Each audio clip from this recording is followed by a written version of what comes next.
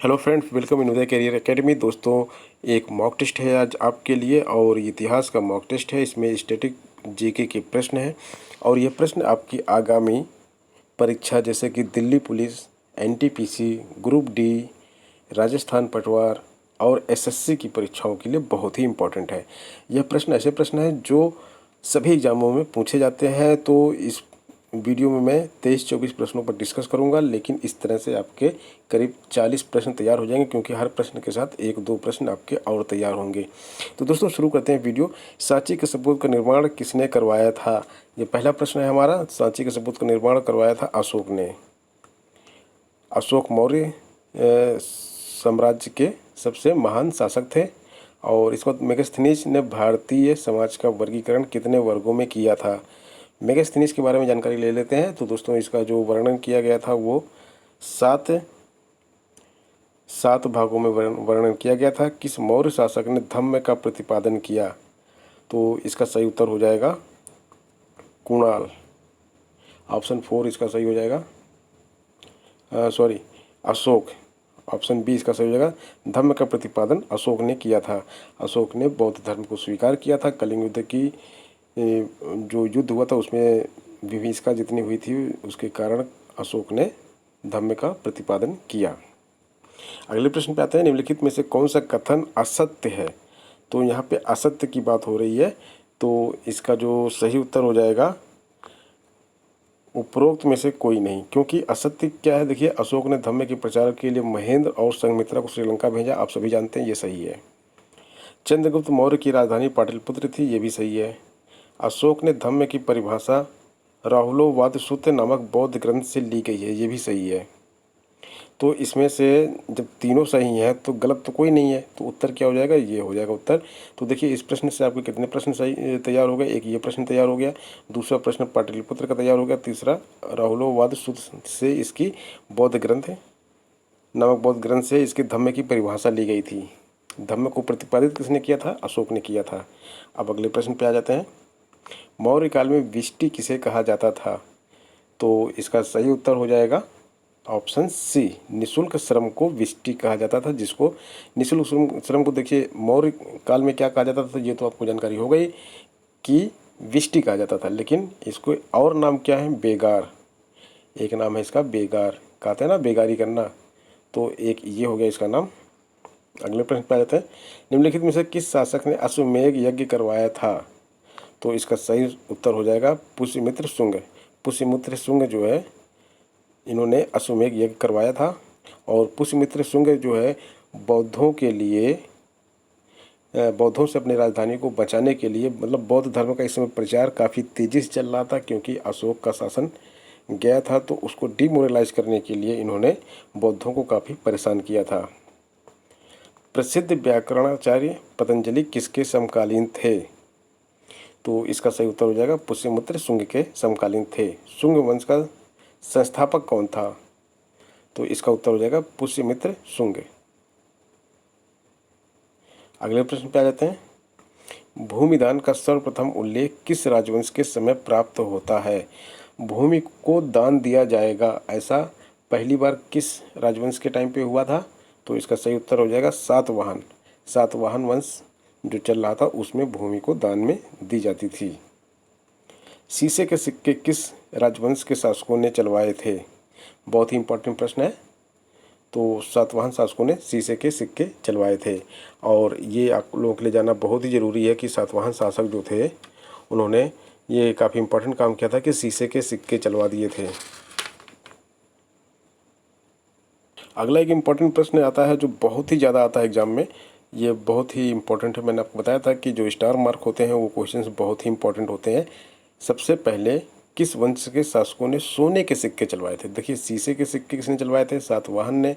और सोने के सिक्के की जब बात करेंगे तो सोने के सिक्के चलाए थे इंडो ग्रीक शासक जो थे, उन्होंने सोने के सिक्के चलवाए थे। और इनके बारे में एक चीज़ और जान लीजिए, इंडो ग्रीक शासकों ने जो सोने के सिक्के चलवाए थे तो उन्होंने सिक्कों के ऊपर लेख युक्त सिक्के, यानी सिक्कों के ऊपर कुछ लिखा हुआ हो, जैसे कि 1 रुपया 2 रुपया लिखा होता है और कुछ आकृति बनी होती है, कुछ और भारत के बारे में कुछ लिखा रहता है। तो मतलब कुछ भी लिखा हुआ है, लिखा हुआ सिक्का सबसे पहले इंडो ग्रीक शासकों ने चलवाया था। और सोने के सिक्के कौन चलवाए थे? वो भी इंडो ग्रीक शासक थे। तो 2 प्रश्न आपके यहाँ से तैयार हो गए। किस राजा के शासनकाल में ईसाई धर्म प्रचारक सेंट थॉमस भारत आया था?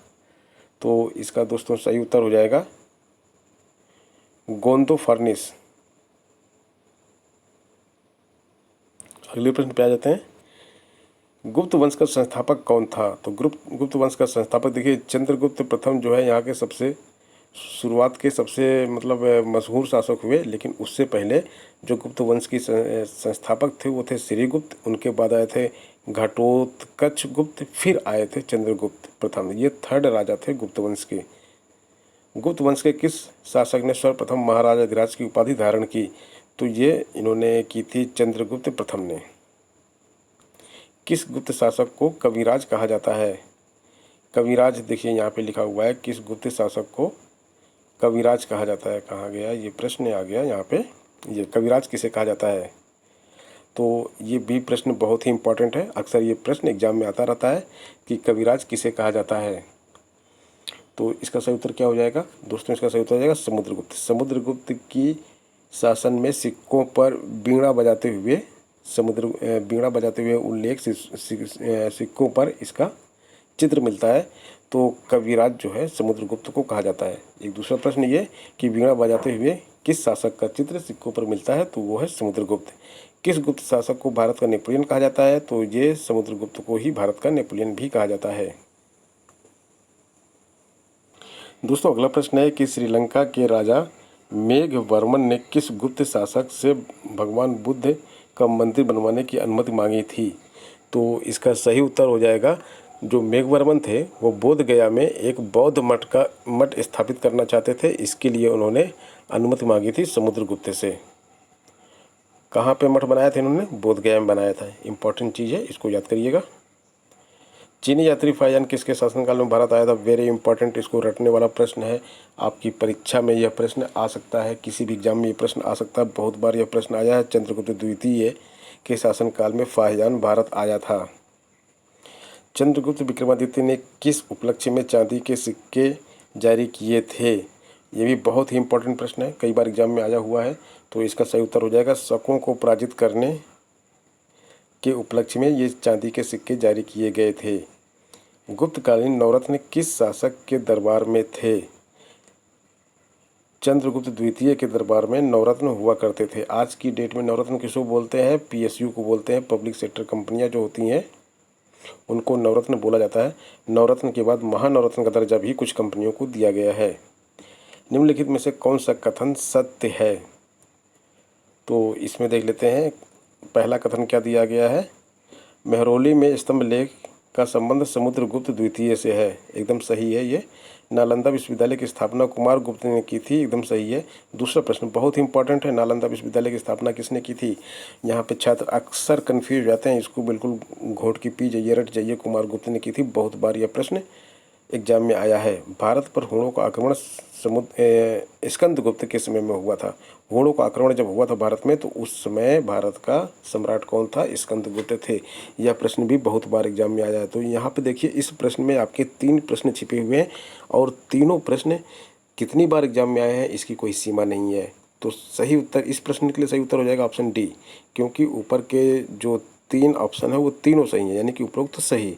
और ये तीनों ऑप्शन जो है अपने आप में काफ़ी इंपॉर्टेंट प्रश्न है। अगले प्रश्न पे आ जाते हैं। गुप्तकालीन स्वर्ण सिक्कों को क्या कहा जाता था? इंपॉर्टेंट प्रश्न है ये। दीनार कहा जाता था। 1-2 बार एग्जाम में आया हुआ है ये। बहुत बार तो नहीं आया हुआ है लेकिन 1-2 बार आया हुआ है। तो दोस्तों आज के वीडियो का यह है अंतिम प्रश्न है। मंदिर निर्माण की कला का जन्म सर्वप्रथम कब हुआ? तो मंदिर निर्माण की कला जो है ये गुप्त काल में आई थी। गुप्त काल को भारत का स्वर्ण युग कहा जाता है। स्पेशली चंद्रगुप्त द्वितीय का जो काल था 375 से 415 का जो टाइम था वो भारत का स्वर्ण युग कहा जाता है, कि उससे अच्छा युग कभी भारत में आया नहीं। तो दोस्तों ये थे आज के इंपॉर्टेंट प्रश्न। अगर आप अभी तक हमारे चैनल से नहीं जुड़े तो चैनल से जुड़ जाइए। इस तरह के मॉक टेस्ट आपको डेली मिलेंगे और डेली शाम को 7 बजे हमारा मॉक टेस्ट आता है और लाइव आता है। आप सब लोग साथ में जुड़ जाए कीजिए वीडियो से। और देखिए अभी कल के लिए मैंने मॉक टेस्ट लगा दिया है। ये मॉक टेस्ट थोड़ा आपको परसों या एक दिन बाद भी मिल सकता है, लेकिन कल का मॉक टेस्ट मैं लगा चुका हूँ ऑलरेडी। तो दोस्तों नेक्स्ट वीडियो में फिर मुलाकात होती है कुछ इंपॉर्टेंट प्रश्नों के साथ। तब तक आज्ञा दीजिए। धन्यवाद।